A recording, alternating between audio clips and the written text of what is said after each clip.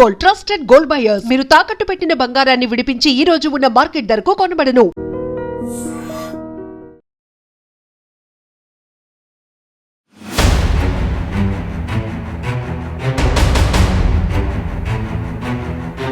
నమస్కారం, welcome to IT media. నేను మీ సంగీత. భార్య భరణం విషయంలో ఛత్తీస్గఢ్ హైకోర్టు ఒక కీలకమైన తీర్పును వెలువరించడం జరిగింది. అదేంటనంటే, ఎప్పుడైతే భార్య భర్త దగ్గర ఉండకుండా తను పుట్టింట్లో ఉంటూ సరైన కారణం చెప్పకపోతే భరణం ఇచ్చే ప్రసక్తే లేదు అని చెప్పేసి స్పష్టం చేయడం జరిగింది.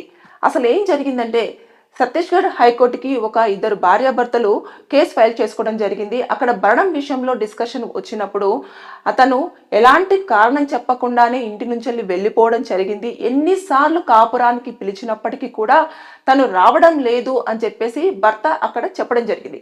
చెప్పినప్పుడు భార్యని అడిగితే, నువ్వు ఎందుకని భర్త నుంచి దూరంగా విడిపోయి అక్కడ నివసించాల్సి వస్తుంది అని చెప్పేసి అడిగిన సమాధానానికి భార్య దగ్గర నుంచి ఎలాంటి ఆన్సర్ రాకపోయేసరికి అసలు ఎందుకు వెళ్ళావు అనేది స్పష్టత లేనప్పుడు భర్త నీకు భరణం ఇవ్వాల్సిన అవసరం లేదు అని చెప్పేసి అక్కడ చెప్పడంతో ఆవిడ దానికి అలా ఎలా కుదురుతుంది, తను నా భర్త కదా, ఖచ్చితంగా నాకు భరణం ఇవ్వాల్సిందే అని చెప్పేసి అక్కడ వాగ్వాదం జరిగింది. కాసేపు జరిగిన తర్వాత మొత్తం కోర్టు కూడా చాలా క్లియర్గా చెప్పింది, నిజంగానే భర్త అక్కడ కాపురం చెయ్యను అని చెప్పేసి అనడం లేదు. నీతోని కాపురం చేయడానికి చాలా రెడీగా ఉన్నాడు కాబట్టి అతను నువ్వు ఇంటికి వచ్చేస్తే నీ బాధ్యతను పూర్తి స్థాయిలో అతను ఫుల్ఫిల్ చేసేస్తాడు. అంటే నీ యొక్క పోషణ కానివ్వండి, పిల్లలుంటే పిల్లల పోషణ కానివ్వండి, నీకు ఏమైనా కావాలన్నా కూడా చూసుకోవడానికి తను రెడీగా ఉన్నప్పుడు భరణం ఇవ్వాల్సిన అవసరం ఏముంది?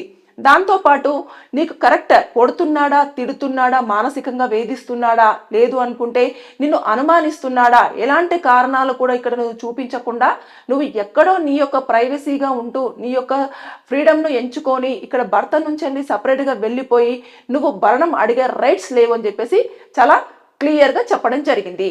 అంటే ఇక మీదట ఎప్పుడైనా సరే భార్యాభర్తల విషయంలో ఈ యొక్క కోర్టు ఇచ్చిన తీర్పును కూడా ప్రధానంగా ఉదాహరణగా తీసుకొని కేసులు కూడా ఫైల్ చేసే ఛాన్సెస్ ఉంటాయి.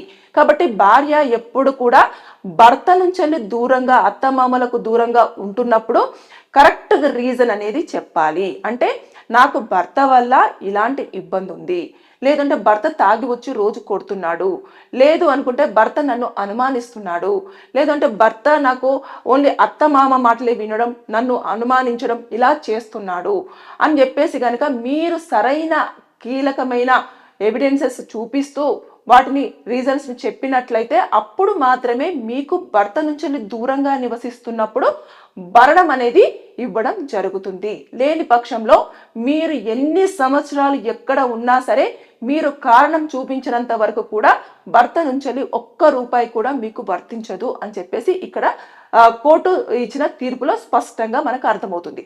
కాబట్టి మనము భార్యాభర్తలను చూస్తూ ఉంటే కొన్ని రోజుల పాటు హ్యాపీగానే ఉంటారు. సడన్ గా భార్య ఎందుకు వెళ్ళిపోతుందో తెలియదు, ఎందుకు వెళ్ళిపోయిందో తెలియదు, కారణం అడిగితే చెప్పదు, నాకు ఇష్టం లేదు నేను రాను అంటది. అంటే ఇష్టం లేదు రాను అంటే దేనికి కారణం అని చెప్పేసి అనదు. కొన్నిసార్లు వేరు కాపురం పెడదామా అని చెప్పేసి భర్తలు అడిగిన సందర్భాలు కూడా ఉన్నాయి. అప్పుడు కూడా లేదు నాకు అసలు ఇతను కలిసి ఉండడమే ఇష్టం లేదు, కానీ కలిసి ఉండను అనడానికి రీజన్ కూడా చెప్పాలి. అంటే అతను నీకు కరెక్ట్గా అనిపించట్లేదా, లేదు అంటే అతను నీతో కలిసి ఉన్నంతసేపు నువ్వు హ్యాపీగా ఉండట్లేదా, ఇవన్నీ కూడా ఖచ్చితంగా చూపించాలి. చూపిస్తేనే భరణం అనేది మీకు చెందుతుంది. అంతేగాని ఎక్కడో పెళ్లి చేసుకొని ఒక 2 నెలలో 1 month లేకపోతే 10 రోజుల్లో ఉండేసి వెళ్ళిపోయి ఇంకా ఇతను సంపాదిస్తున్నాడు కదా, అతని జీతంలో సగం మనకే వస్తుంది, హ్యాపీగా మనం కాలు మీద కాలేసుకొని మనం ఫ్రీగా ఉండొచ్చు అంటే కుదరదు. ఇంకా కుదిరే ప్రసక్తి కూడా లేదు. ఎందుకంటే ఆల్రెడీ చాలా కేసులలో కోర్టులు చెప్తూనే ఉన్నాయి. అంటే భార్య విషయంలో భర్తలు, భర్త విషయంలో భార్యలు ఏ విధంగా ఉండాలి, ఏ విధంగా ఉన్నప్పుడు మాత్రమే ఆ కుటుంబం అనేది హ్యాపీగా ఉంటుంది. దాంతోపాటు విడాకులు రావడం జరుగుతుంది, అలాగే భరణం కూడా వస్తుంది, ఆస్తిలో కూడా వాటా రావడం జరుగుతుంది అనేది పలు కేసులలో పలు రకాలుగా జడ్జిమెంట్స్ అనేవి రావడం జరుగుతుంది. అయినప్పటికీ సరే ఎవరికి నచ్చినట్టు వాళ్ళు మేము చేసిందే కరెక్ట్ అని చెప్పేసి వెళ్ళిపోతున్నారు, కోర్టులను ఆశ్రయిస్తున్నారు. ఇంకా కోర్టులలో వాళ్ళు ఎవిడెన్సెస్ చూపించలేక, కారణాలు చూపించలేక, సరైన ప్రశ్నకి ఆన్సర్ చెప్పలేక ఇలా తటపటాయించేసి చివరికి ఆ కేసు తప్పుడు కేసు అని చెప్పేసి దాన్ని కొట్టివేసే స్థాయి వరకు రావడం జరుగుతుంది. కాబట్టి నేను చెప్పేది ఏంటనంటేను, భార్యాభర్తలు విడిగా జీవించేటప్పుడు ఒకరికొకరికి నచ్చలేదు అన్నప్పుడు రీజన్ కరెక్ట్గా చూపిస్తేనే భరణం పొందగలరు. లేని పక్షంలో దాంతోపాటు విడాకులు కూడా ఈజీగా వస్తాయి. అంతేకాని ఇష్టానుసారంగా వెళ్ళిపోయి నేను ఉండను, నాకు నచ్చట్లేదు అనడానికి రీజన్ చెప్పాలి. ఉండను అనడానికి రీజన్ చెప్పాలి. అది కూడా కరెక్ట్గా ఆ రీజన్ కరెక్ట్గానే సరిపోతుంది, నిజంగానే కలిసి ఉంటే ఇలాంటి ప్రమాదం జరిగే అవకాశం ఉంది, లేదంటే ఈ కారణం వల్ల వాళ్ళు హ్యాపీగా ఉండలేరు అని చెప్పేసి కోర్టుకు కూడా అది నమ్మదగ్గట్టుగానే ఉండాలి. లేని పక్షంలో మీకు విడాకులు రావు, భరణం కూడా అందదు.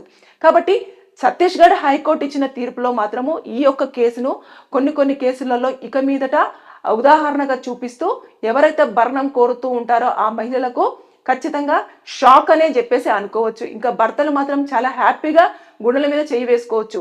భార్య రీజన్ చెప్పకుండా తల్లిగారింటికో లేదంటే ఎక్కడనో పని చేస్తూ ఉండిపోవడం, నీ దగ్గర నుంచి జీతంలో నుంచి సగం నాకు వస్తుంది మెయింటెనెన్స్ కోసం అని చెప్పేసి అనుకునే ఆలోచన నుంచి ఇంకా వారు ఇంకా పక్కన ఉండాల్సిందే. మీరు ఖచ్చితంగా రీజన్ చెప్పమని అడిగే హక్కు మీకుంది. కాబట్టి రీజన్ చెప్పితేనే ఆ రీజన్ కోర్టు సాటిస్ఫై అవ్వాలి. అదేవిధంగా మీకు కూడా నిజంగానే కరెక్టే తను చెప్పిన రీజన్ దీనివల్ల ఉంటుంది కాబట్టి మనకు భరణం ఇవ్వాల్సిన అవసరం ఉంది అని చెప్పేసి అనుకుంటేనే మీరు ఇవ్వడానికి రైట్స్ ఉన్నాయి, లేకపోతే లేదు.